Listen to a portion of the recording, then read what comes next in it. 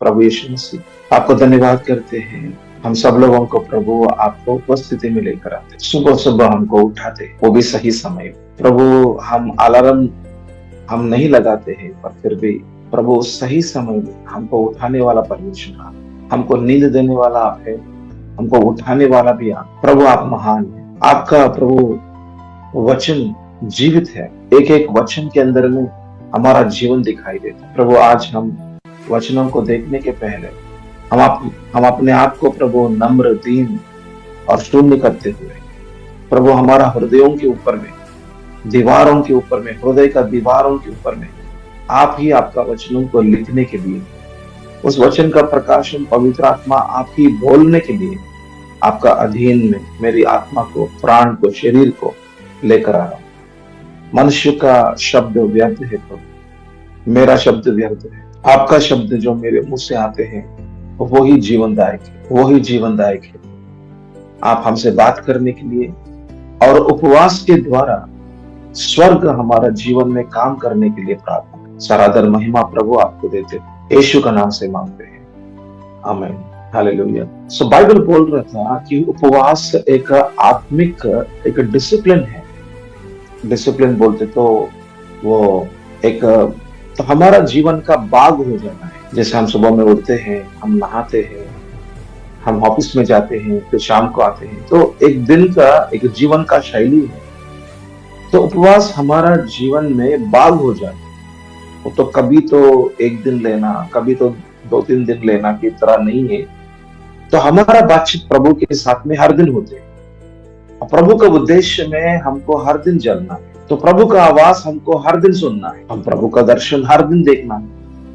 तो हम प्रभु के साथ में चलना, तो एक आत्मिकता के अंदर में हमको एक तेजपन की रीति में रहना।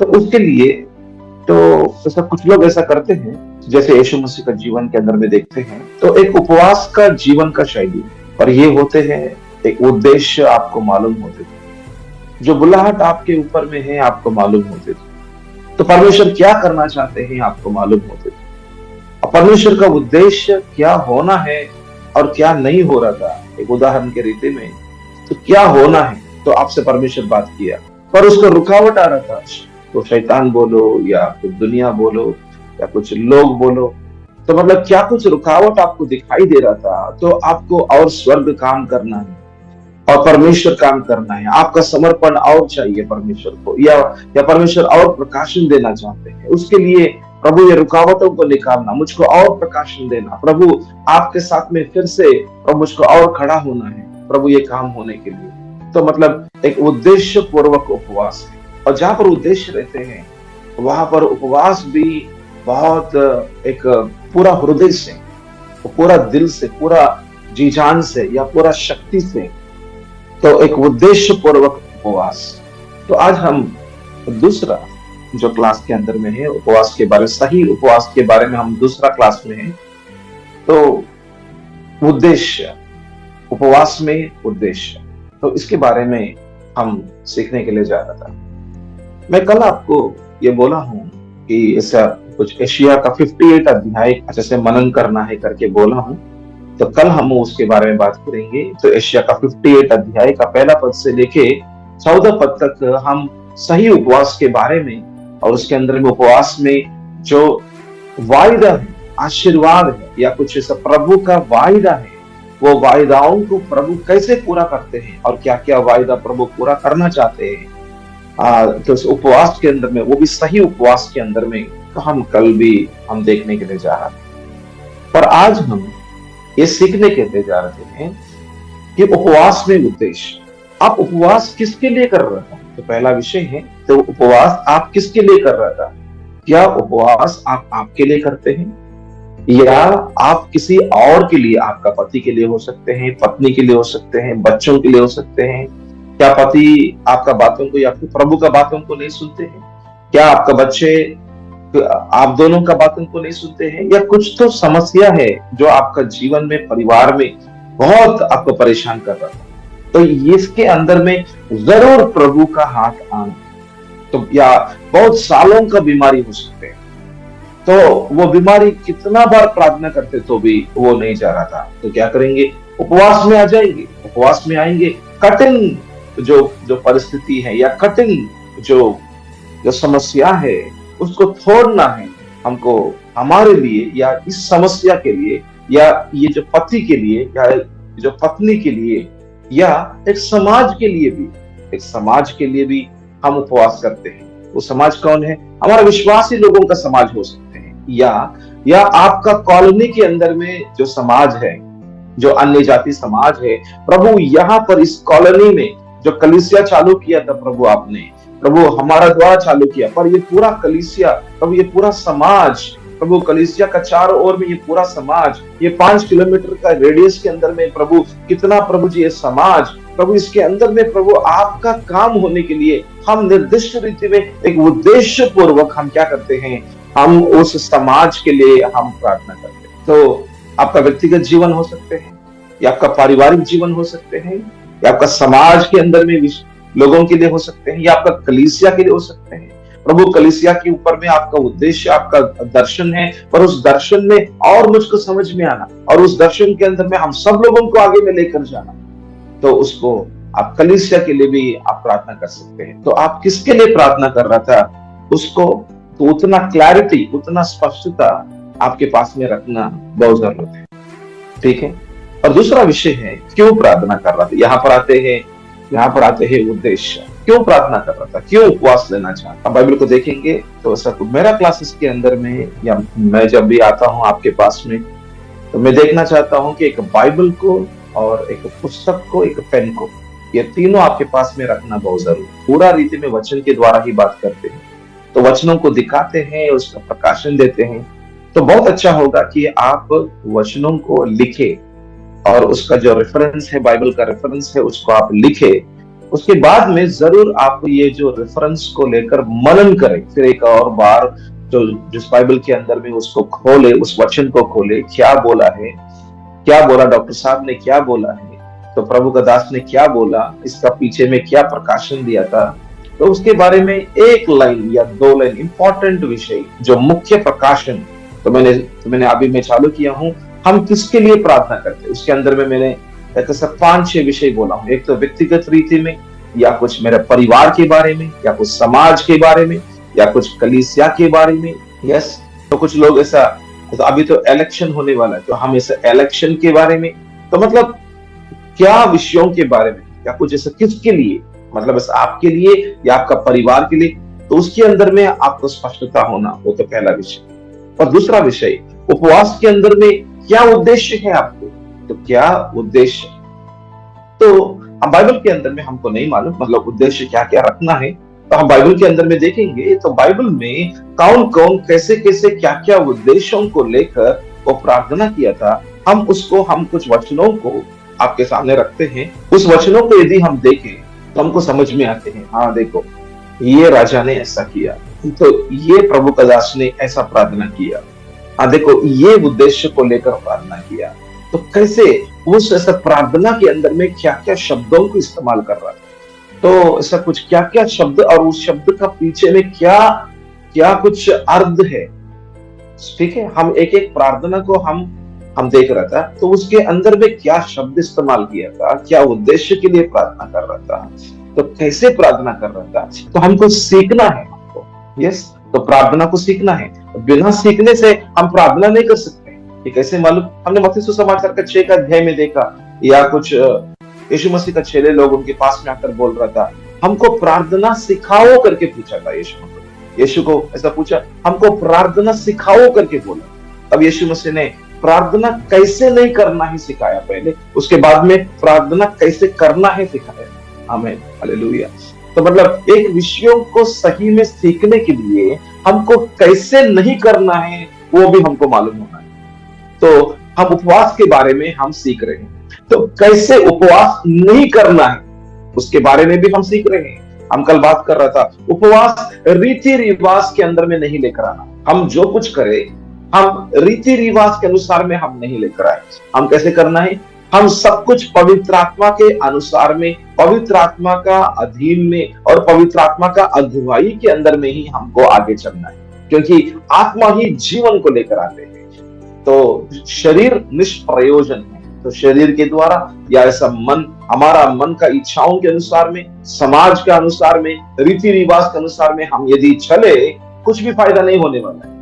ये जो सिद्धांत है, ये तो प्रिंसिपल है, ये हर विषय के अंदर में, हर तरफ में ये काम करेगा। आत्मिकता के अंदर हम यदि दुनिया के लिए हम काम करें, कुछ भी नहीं कर ऐसा कुछ, हम कहां पर तो वहां पर हमको पवित्र आत्मा का काम नहीं दिखाई देता है। तो हम यदि मनुष्यों को प्रीति करते हैं, हमको पवित्र आत्मा का काम नहीं दिखाई देता। केवल हमको परमेश्वर को ही प्रीति करना है, हमें से परमेश्वर का वचनों के अनुसार में ही हमारा जीवन, या हम कुछ भी करें वो सब कुछ प्रभु का महिमा के लिए करना है। Yes, hallelujah. कोई और उपवास कर रहा था तो मैं भी करूंगा, नहीं नहीं नहीं। आप और परमेश्वर के साथ में एक संबंध के अंदर में ये काम होते हैं। तो हम देखेंगे कि उपवास के अंदर में उद्देश्य, तो हम निकालेंगे दूसरा इतिहास। तो हम पुराना नियम के अंदर में है दूसरा इतिहास, सेकंड क्रॉनिकल्स, और 20 का अध्याय को निकालेंगे। तो वहां पर हम यहोशापात करके जो राजा को देखते हैं। तो मैं पहला पद से लेकर 4 का पद तक पढ़ रहा हूं। इसके बाद मोयाबियों और अम्मोनियों, तो ये कौन है? मोयाबी या अम्मोनी, ये कौन है? मोयाबी। तो हमको मालूम है ना, रूत एक मोयाबी है। ये अम्मोनियों, ये लोग कौन है? तो ईसाव का वंशावली के अंदर से आया हुआ अम्मोनियों। तो ये लोग कौन है? ये लोग इज़राइल का विरोध में खड़ा होने वाले लोग हैं। तो इज़राइल का जो विरोध में खड़ा होने वाले लोग हैं, या ये लोग शत्रु लोग हैं। तो अम्मोनियों ने और उनके साथ कई मोनियों ने युद्ध करने के लिए यहोशापात पर चढ़ाई की। तो देखना, यहोशापात, इसका मतलब इज़राइल के ऊपर में, योद्धा के ऊपर में तो युद्ध करने के लिए शत्रु लोग आ रहे। तो मतलब ये परिस्थिति, मतलब देश के ऊपर का विषय, समाज के ऊपर का विषय, ये तो एक व्यक्तिगत विषय का नहीं है यहाँ पर। सो देखना दूसरा पद। तब लोगों ने आकर यहोशापात को बता दिया कि ताल के पार से यदोम देश की ओर से एक बड़ी भीड़ तुझ पर चढ़ाई कर रही है। और देख, मतलब एक बड़ी भीड़ बोलते तो बड़ी सेना या शत्रु तो आपके पास में, मतलब आपके ऊपर में आ रहे हैं। यस, और देख, वह हसा सुनथमर तक जो यनगदीबी कहलाते हैं पहुंच गई है। ठीक है, तो हम 3 का पद में। तब यहोशापात ने क्या किया? तब यहोशापात के अंदर में डर गया और यहोवा की खोज में लग गया। देखना, भीड़ को देखा और साधारण की रीति में डर भी आ। तो ऐसा कुछ साधारण की रीति में देखते तो कोई शत्रु हमारे ऊपर में हमला कर रहा था, तो कोई शत्रु हमारे ऊपर में हमला कर रहा था। ये कैसे मालूम होते हैं? हमारा जीवन के बारे में बात करेंगे। तो कभी हम दर्शनों को देखते हैं, या हमको प्रभु ऐसा दिखा रहा था कि आपका बेटा का जीवन में ऐसा होने वाला है, आपका बेटी का जीवन में ऐसा होने वाला है, या आपका परिवार में ऐसा हो सकते हैं, कोई मृत्यु होने वाला है। तो कुछ तो विषय आने वाला दिनों में प्रभु क्या होगा करके उसको हमको दिखा सकते हैं। या कोई प्रभु का दास हमारे ऊपर में बात कर रहा था, कि कोई भविष्यवाणी की रीति में हमारे ऊपर में बात कर रहा था, देखो आपका परिवार के अंदर में ऐसा हो सकता है। जैसे अगबस ने बोला था, जैसे अगबस ने, एक ऐसा भविष्यवक्ता है अगबस करके, जो सब पौलुस को बात किया था, देखो आप यदि जब यरूशलेम को जाओगे तो यरूशलेम के अंदर में आपको पकड़वाया जाता है, आपको बहुत तकलीफ होने वाला है पौलुस। देखो आप यरूशलेम में जाते तो आपको तकलीफ होने वाला है पौलुस, तो करके अगबस ने बोला था। तो अगबस ने, जो भविष्यवक्ता है, जो पौलुस को बात किया था, तो आने वाला दिनों में क्या हो सकते हैं। तो मतलब ऐसा कुछ विषय हमारा सामने में भी दिखते हैं। हमारा जीवन परिवार अच्छे से चल रहा होगा, पर शैतान का राज्य तो ऐसा तो नहीं बैठेगा ना। हम आगे चलना चाहते हैं और उसकी तरफ से भी बहुत योजना दिखाई देता है, और उनका योजना क्या क्या, शत्रु का राज्य में क्या योजना चल रहा था उसके बारे में भी प्रभु को मालूम है। अंधेरों का राज्य के अंदर में क्या हो रहा था प्रभु को मालूम है, और प्रभु हमसे बात करते हैं। जैसे यहाँ पर लोग आया, यहोशापात से बात किया ना, ऐसा हमको पवित्र आत्मा हमको आने वाला दिनों में, या हमारा परिवार के ऊपर में, या कलीसिया के ऊपर में, या लोगों के ऊपर में क्या हो सकते हैं, उसके बारे में हमको पहले ही बात करते हैं। हम तो ऐसा परिस्थिति के अंदर में है, भारत देश के अंदर में तो ताड़ना हो रहा था या कुछ विपरीत परिस्थिति के अंदर में चल रहा था, लोग हमारा ऊपर में आने वाला ये दिखाई दे रहा था कि कलीसिया के ऊपर में, जहां पर कलीसिया होते हैं वहां पर लोग ऐसे ही बड़ी संख्या में आकर कुछ तो ये करना कुछ तो वो करना की रीति में दिखाई दे रहा था। तो हम ऐसा परिस्थिति के अंदर में हैं, पर पहले ही प्रभु हमको दिखाते हैं, हमको दर्शन में दिखाएगा कि ये लोग आने वाला है करके। तो हमको प्रार्थना करके इस मध्यस्थी का, उपवास का, प्रार्थना में इसको कैंसिल कर देना है। मतलब शत्रु का कामों को आत्मिक मंडला के अंदर में कैंसिल कर सकते हैं, नष्ट कर सकते हैं। उपवास का प्रार्थना इतना शक्तिवंत का प्रार्थना है कि हम शत्रुओं का कामों को नष्ट करने के लिए उपवास का प्रार्थना एक हथियार है। उपवास का प्रार्थना एक हथियार है। हम 4 का पद को पढ़े, हम 3 का पद को पढ़ रहा था। दूसरा इतिहास का 20 का अध्याय 3 का पद। तब यहोशापात डर गया और यहोवा की खोज में लग गया। देखना यहाँ पे यहोशापात का जीवन को, यहोशापात के अंदर में डर तो आ गया, मतलब दुनिया को देखकर या कुछ शत्रुओं को देखकर डर तो गया था। डर के वो कहां पर भी नहीं बैठे, तो क्या कर रहा था? और वो क्या कर रहा था? यहोवा की खोज में लग गया। मतलब यहोवा परमेश्वर को खोजने लगा, यहोवा का परमेश्वर के पास में आ गया।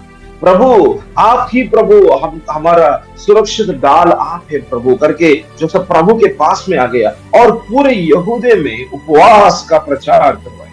देखना पूरा यहूदा, पूरा लोगों को बोलने लगा, पूरा यहूदा लोगों को बोलने लगा, देखो हम सब लोग उपवास करना है हमारा देश के लिए। देखना जब देश के बारे में आते हैं तब पूरा लोग उपवास करने के लिए बोल रहा था। जब हम कलीसिया के लिए हम जब प्रार्थना करना चालू करते हैं, हम जब कलीसिया के ऊपर का दर्शन आगे बढ़ने के लिए प्रार्थना करते हैं, तब पूरा कलीसिया को बोलना है हम सब लोग उपवास ले लेंगे। हम सब लोग उपवास लेकर हम 3 दिन के लिए उपवास का प्रार्थना करेंगे कि क्यों कलीसिया के अंदर में इतना जो परेशान हो रहे हैं, तो क्यों कलीसिया के अंदर में सब परिवार के अंदर में परेशान, 1 परिवार, 2 परिवार, 3 परिवार, 10 परिवार हैं, ये 10 परिवार के अंदर में एक ना एक समस्या दिखाई दे रहा था। तो आप सब लोग क्या करना है? आप सब लोग उपवास में आ जाओ करके पास्टर बोलते हैं। तो पास्टर को जब दिखाई दे रहा था, जब उनको एक विचार या कुछ जैसा बोझ उनके हृदयों के अंदर में है,